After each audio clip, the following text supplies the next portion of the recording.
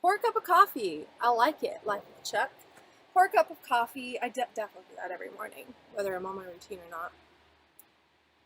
So I was approved for a Sprinter van at Mercedes through their financing, but my payment would be like $750 a month. Long story short, I got this van financed. It's not as long as I wanted it. That's what she said. It's not as old as I wanted it. That's what she said. But I love it. I absolutely love it. Riding in my RV, wherever I want to be, because I'm free in my RV. Yeah, I'm I'm riding in my RV, wherever I want to be, because I'm free in my RV. Yeah.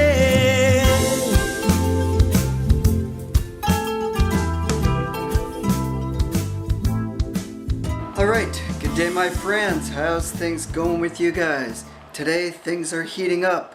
Well, not only in the house, but in the van life world. And hey, if you're living in a van and it's summertime, man, you're gonna have it worse than what we have right now in the house. Yeah, it's hot in the house, but in the van, if you live in a van, holy shit, it's like a tin can oven. And you know what? Whatever temperature outside is, it's gonna be 10 degrees hotter in the van. So you have to seek, somewhere where you got airflow, somewhere cooler. And you know what? This brings the other question and topic of today's video. Is van life really that cheap? Is it cheaper than living in an apartment? The renter that we have, we're going to show you how much he pays and what he gets for that. Let's show you. $700 a month includes everything. He doesn't pay anything over top of that. And with his permission, we're going to check out his room size. The other thing, you got a washer and dryer compared to van life where you have to search and drive to have a wash and dryer. So this is what you get. $700 is actually quite large. So he's got his bedroom over there. He's got all this living space set up. He likes gaming. That's his cup of tea. He's got a fridge. Again, if he wanted to put a small cook stove or whatever in here, he could do that. He's got his workout gear. Does a lot of workout. Look at this. A huge walk-in closet. It's got all those storage items in there. You know, he could probably put a small cupboard system in there with his food and whatever, but no, he doesn't. He's got space in the kitchen too for food. He can use that. So the other thing is here, he also gets this full bathroom. Look at this. It's got a pretty big sink area, huge mirror area, bathtub, shower. Do you got this in a van? No. Yeah, there you go. Case in point. And there's other stuff that he's got use of.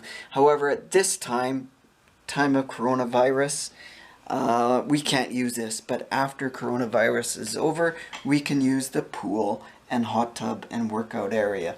So the other thing our renter has is shared use of the kitchen. Yes, I know the kitchen is a mess. And you know what? It's just too hot to clean up and do anything at this point. So I don't care. Nobody cares, I think. So yeah, you got shared use of the fridge. But as you saw, he has his own little freezer. Actually got two freezers. There's another one over there. Propane or gas cook stove. We have use of the cook stove. Sink. Cupboards. Shared use of the cupboards. We already showed you the bathroom. He's got kitchen table. My office space, he's got his own space, so he kind of likes it there. He's a very quiet guy. Maybe not everybody is quiet and doesn't like to share space, but for him it works. For us it works. Kitchen, he's got living room space. You can share that. He's got his own. He likes it like that. He likes it simple. You got, yes, Got shared use of the balcony. We have barbecue plants. Well, that's my home. Sorry, no marijuana plants, just a lot of onions and peppers and some sesame leaves and whatever else, beans, blah blah blah blah blah. So one of the other challenges of van life, other than, as I had pointed out, sorry, scratch my nose because it's itchy, shower, we have it. Laundry, it's here, we have it. Size, let's look at the size. A van, from here, that wall, to here, that box, and from the edge of this box to that wall. That's it. That's what you're living in. Where that couch is, that little mini table, freezer, that's a 8 by 6 foot box. What is that in square feet? I don't know. You don't have that height. Usually the short vans, not the short vans, but the non-tall vans, you have to always squat down. And that's the other problem. Height.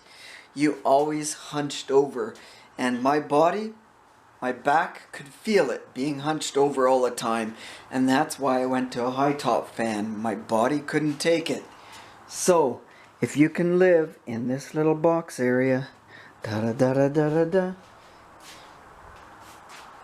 including your kitchen, your sleeping area, your sink area, cleaning up, that's about what you have. What do you think? Can you do it? It's not easy. It's challenging. But the best aspect of that kind of life is that you can travel around easily. Go anywhere when you want. Just pick up and leave, because that's all the belongings you have. And the other thing that our renter gets to use when it's not woohoo flu virus type season is this. You get full use of the pool. However, now, due to Corona, or the woohoo flu virus, kung fu flu, whatever you call it, we're not allowed to use the pool. And as you can see, it's not maintained because it's full of dirt and feathers and whatever floating on the surface. But when it is open and it's not woohoo season, man, I'm going to be using this a lot. And for 700 bucks, what a perfect addition. I love sitting out here, hot tub, relax, chill out, swim. On the other side, that room there, they have a separate barbecue area, and they also have a workout center, full gym, and I think they also have a golf putt platform and sauna, hot tub, or sauna, wet sauna and a dry sauna inside. So when I was living in the van, that's the shower I was using, not the outdoor one, but there was an indoor one there. And you know what? For 700 bucks, you get all of this that I showed you today. You know how much I was spending doing van life? 200 to 250 bucks a week. Okay then, let's break down some of the costs associated with doing the van life or RV life. All right, you guys, drum roll. So my grand total for my first month of van life was $1,121.66. Okay, so that's our breakdown for the month. Our total was $1,274. One expense was obviously insurance. For my van here in Vancouver in the province of British Columbia, I was looking at 120 bucks a month. A lot of newer vehicles were more than that, or are more than that per month. The other biggest expense weekly was gas. Being an old motorhome, and I changed my parking spots a lot, so I drove around a lot. I was looking at anywhere from 70 to 100 bucks a week for gas. So right there, that's half the cost of my $250 a week. Or average, I was spending, yeah, $1,000 a month. Well, other costs you have to factor in, and that is Yes, shower costs or gym membership.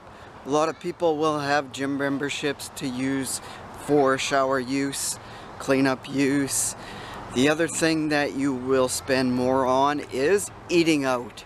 You usually, is what I've found, I don't cook in the van as much as I want. So a lot of us, I think, eat out a little bit more. So you got higher costs on that aspect. The other one is laundry. You're doing laundry at a laundromat. You've got no choice, right? So you got a little bit extra cost there. That all adds up. The other one is maybe you're paying for water. You're going out and buying water. If you're not buying water, then you're driving to find water usually. So hey, it's all the little things. One more thing is mail services. If you're renting a UPS box, postal box, or any of that, you don't have an address. So you know what? All these little costs, like I say, they add up. And one of the other aspects that we don't look at a lot is a lot of van lifers, RV lifers, they have storage rental. So you're looking at, what is 125, 150 bucks a month rental to store your stuff. And not all van lifers do it, but I see quite a few have an extra storage spot. So you got to add that onto your costs if you go that direction. And just wait, there's some more costs yet. That is, what about maintenance costs? Vehicle, van, RV maintenance costs. That can add up. And how about a case of Amanda Olmsted? This past year, Amanda has spent $10,000 to upkeep her van. Some steering front linkage problems. I think she had an overheating problem. A few small things like that she had to fix.